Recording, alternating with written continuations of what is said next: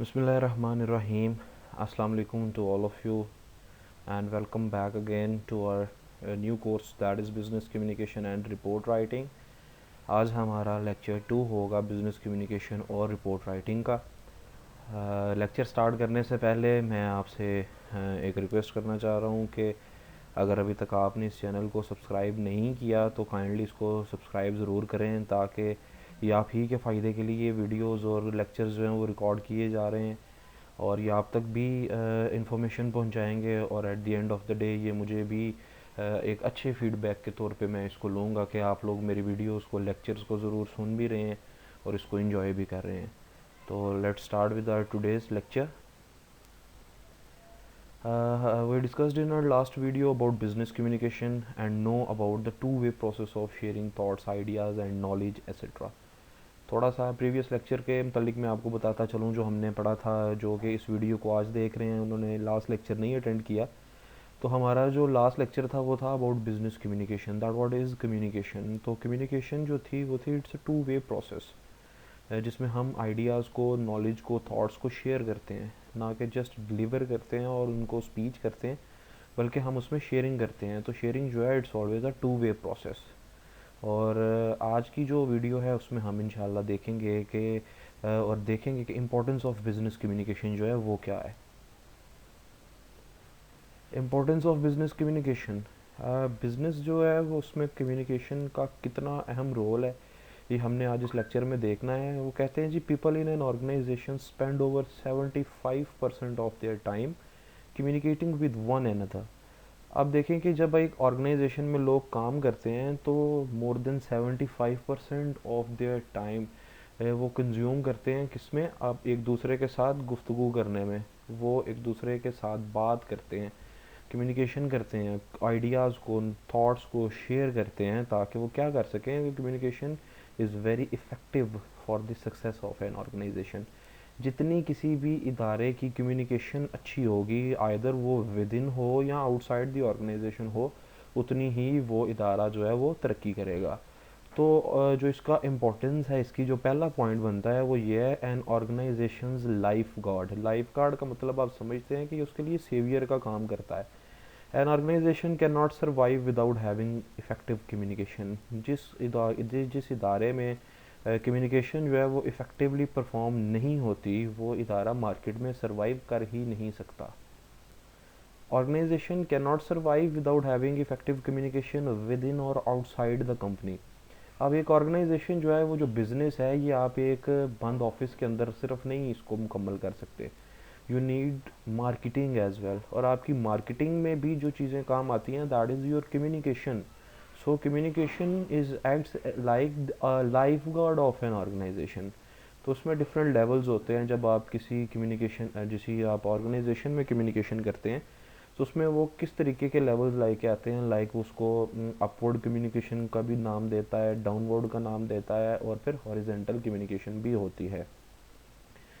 अब ये upward communication, downward communication और हॉरिजेंटल जो कम्युनिकेशन है ये किस किस तरीके से होती है, ये क्या क्या होती हैं, इंशाल्लाह मैं इसका आपको ज़रूर आंसर करूँगा। आप मुझे इससे रिलेटेड क्वेश्चन पूछें, कमेंट्स बॉक्स में इसको शेयर करें, ताकि मैं आपके क्वेश्चंस ले सकूं और फिर मैं इसको ज़रूर आपको बताता जाऊँगा।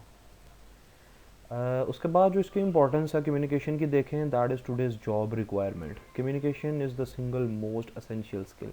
आप जिस मर्ज़ी इदारे में चले जाएं, आपको अगर जॉब चाहिए, कुछ भी चाहिए, you should be good in communication. आपकी जो कम्युनिकेशन स्किल्स हैं वो बहुत अच्छे होने चाहिए।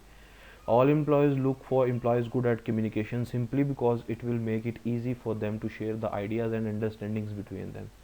कि आप जितनी देर तक कम्युनिकेशन अच्छी नहीं करेंगे, जितनी देर तक आपकी जो इदारे की कम्युनिकेशन है वो बेहतर नहीं होगी, वो आप उतनी देर तक तरक्की नहीं कर सकते। So it is very important for you कि आप अपने इदारे में ऐसे बंदे हायर करें जिनके कम्युनिकेशन स्किल्स हैं जो वो बेहतर हों।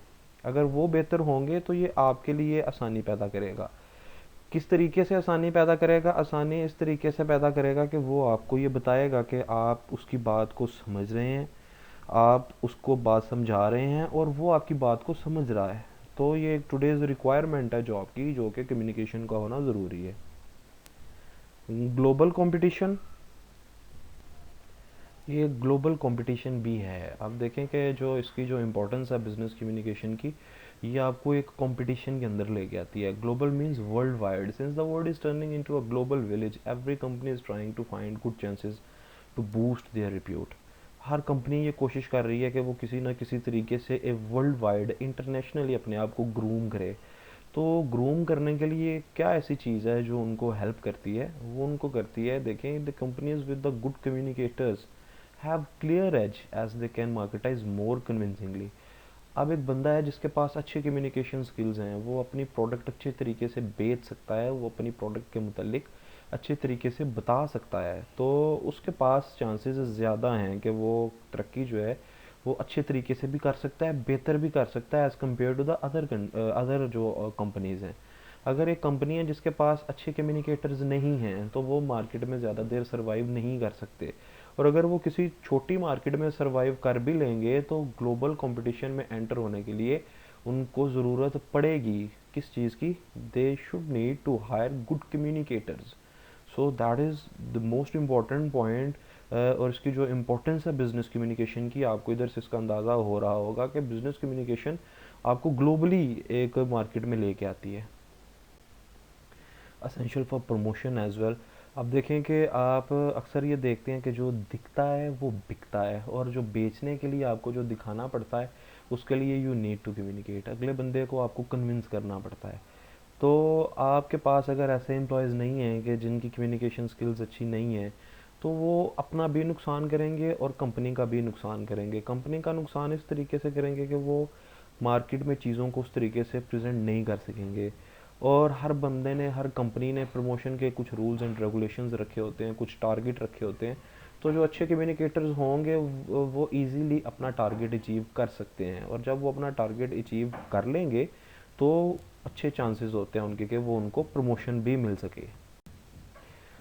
जो हमारा नेक्स्ट टॉपिक होगा वो होगा इंशाल्लाह 5 planning steps of business communication, कि हमने बिज़नेस कम्युनिकेशन जब करनी है तो हमने किन किन पॉइंट्स को अपने माइंड में रखना है।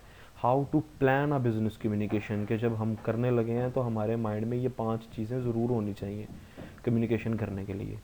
तो आई होप आज का लेक्चर जो है वो आपके लिए यूज़फुल रहेगा, इसको ज़रूर सुने। और जाते जाते एक मरतबा फिर से रिक्वेस्ट है कि इस चैनल को ज़रूर सब्सक्राइब करें। आपके जितने सब्सक्राइबर्स होंगे, जितने व्यूज़ होंगे, उतना ही मैं समझूंगा कि आप मेरी एफ़र्ट्स को अप्रिशिएट कर रहे हैं और उतना ही आप इसको समझ भी रहे हैं।